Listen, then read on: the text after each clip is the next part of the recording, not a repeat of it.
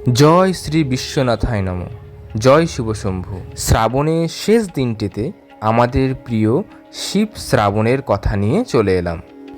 যেতে চলেছি দ্বিতীয় কাশী মানে শিবনিবাস।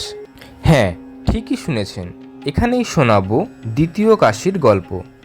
আর এই ভিডিওতেই দেখাবো এশিয়ার বৃহত্তম শিবলিঙ্গ। শ্রাবণ মাস বাবার মাস, প্রকৃতির মাস, বর্ষার মাস। বর্ষা মানে এই রোদ ঝলমল আকাশ, আবার কিন্তু একরাশ কালো মেঘ, সঙ্গে আসে ঝেঁপে বৃষ্টি। সে যে আবহাওয়াটাই হোক, সোমবার সকাল মানে আমাকে উপস্থিত হতে হয় বাবার কাছে। আর আমি বাবার কাছে যাওয়ার জন্য কোনো প্রতিকূলতাকেই মানতে পারি না। সে যতই বাদল হোক, অথবা কঠোর শীত, অথবা গ্রীষ্মের তাপ, ছুটে যায় কোনো না কোনো মন্দিরে। শ্রাবণ মাস বলে কিছু তো স্পেশাল থাকে, তাই আজ এলাম শিবনিবাসে। ইতিপূর্বে শ্রাবণ মাসে আমি কোন কোন মন্দিরে গেছি তার ভিডিও কিন্তু আমি আগেই আপলোড করেছি, না দেখে থাকলে অবশ্যই দেখে নেবেন। ডেসক্রিপশানে লিঙ্ক পেস্ট আছে। আচ্ছা, এবার আসি এই ভিডিওর মূল তথ্যে। কৃষ্ণনগর থেকে আসাননগর ভীমপুরগামী যে কোনো বাসে মাত্র 45 থেকে 50 মিনিটের ব্যবধানে চলে আসা যায় এই কাশীধাম শিবনিবাসে। এছাড়া রয়েছে ট্রেন পথও, কিন্তু আমাদের সুবিধা বাসে, তাই এই প্রকৃতির সবুজ মাখা পথ ধেয়ে চলে এলাম এখানে। যদিও এর আগে যতবার এসেছি স্কুটিতে এসেছি, তাতে পরিবেশকে আরও কাছ থেকে পাওয়া যায়। এখন যেহেতু শ্রাবণ মাস, তাই বাসেই এলাম। বাস থেকে নেমে কয়েক পা হেঁটেই উঠে পড়া সেই আগের যুগের মতো বাসের ব্রিজে।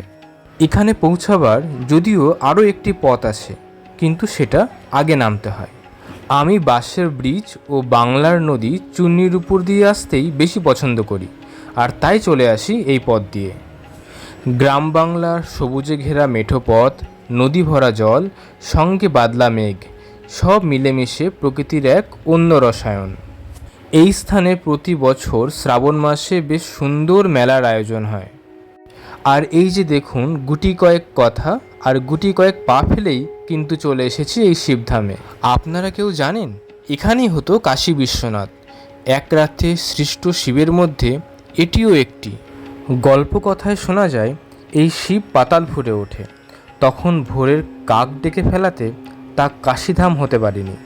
তাই তো এই স্থানকে পণ্ডিতেরা দ্বিতীয় কাশীধাম বলে অভিহিত করেছেন।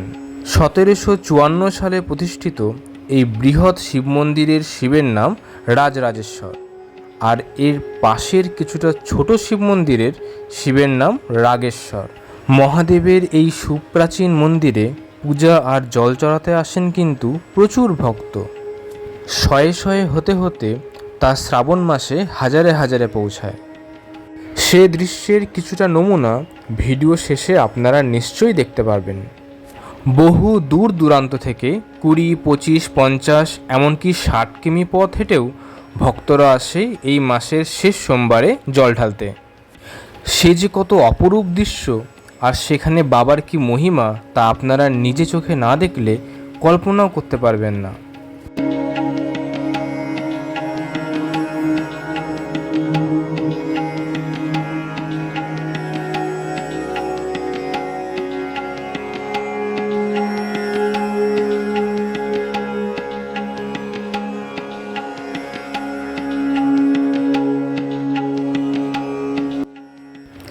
যাই হোক, কথা শুনতে শুনতে দেখে নিলেন তো লাইনটি কত বড়। যদিও এর চেয়ে ডবল বড় লাইন থাকে শেষ দিনে। এটি শেষ সোমবারের আগের সোমবার, তাই এতটা হালকা।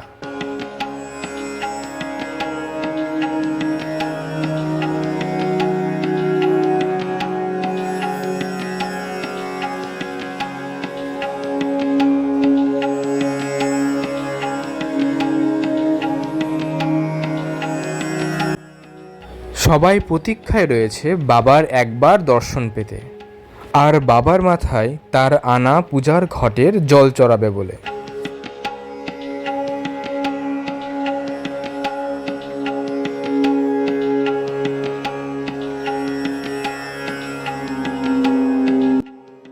যাই হোক, দেখতেই পারছেন রোদ বৃষ্টি মাথায় নিয়ে এই লাইন একটু একটু করে এগিয়ে চলেছে।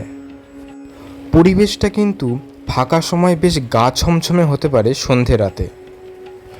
বাড়ি থেকে স্নান সেরে আসলেও এখানে লাইনে দাঁড়িয়ে বৃষ্টির জলে আরও একবার স্নান করে নিলাম।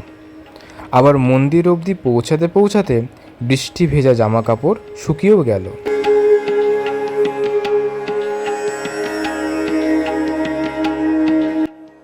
এই যে দেখছেন রাজ আমলের তৈরি দালান, বর্তমানে যার কিছু অবশেষই অবশিষ্ট রয়েছে।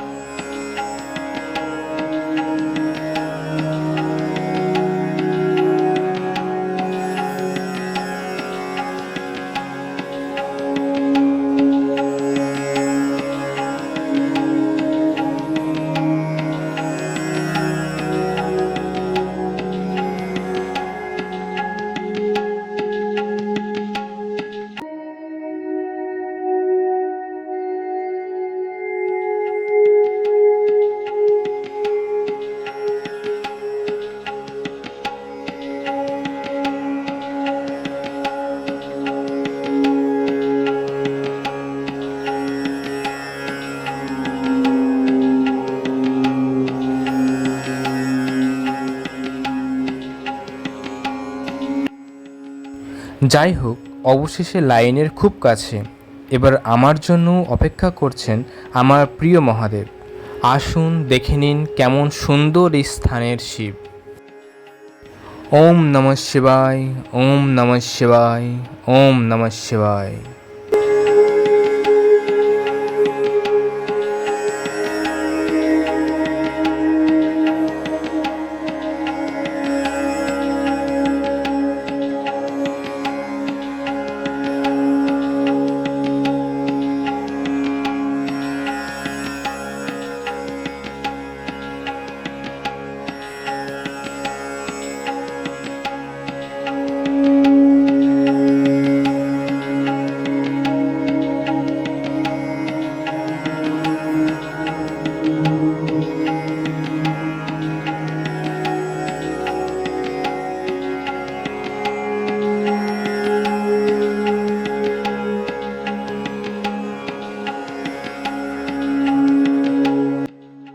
প্রথম মন্দিরে জল ঢেলে চলে এলাম কোষ্ঠী পাথরের দ্বিতীয় লিঙ্গ বাবা রাগেশ্বরের কাছে।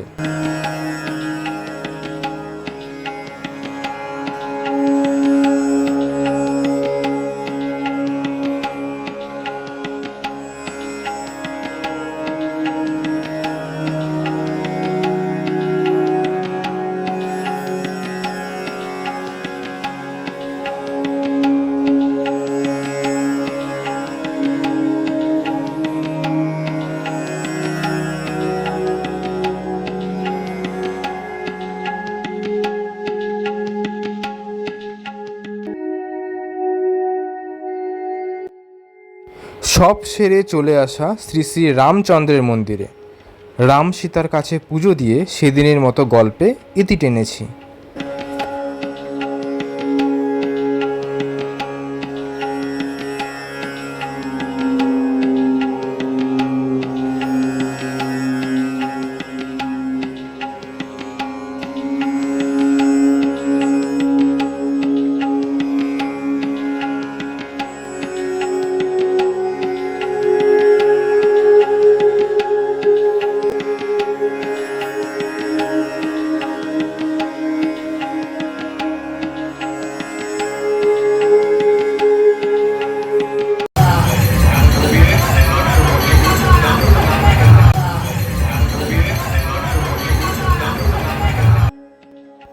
এবার আপনাদের কাছে তুলে ধরলাম সেই দৃশ্য, যা কিনা সেই নবদ্বীপ গঙ্গা থেকে বহু ভক্তবৃন্দ বাঁক কাঁধে জল নিয়ে পায়ে হেঁটে চলে যাচ্ছে সেই শিবনিবাসের উদ্দেশ্যে।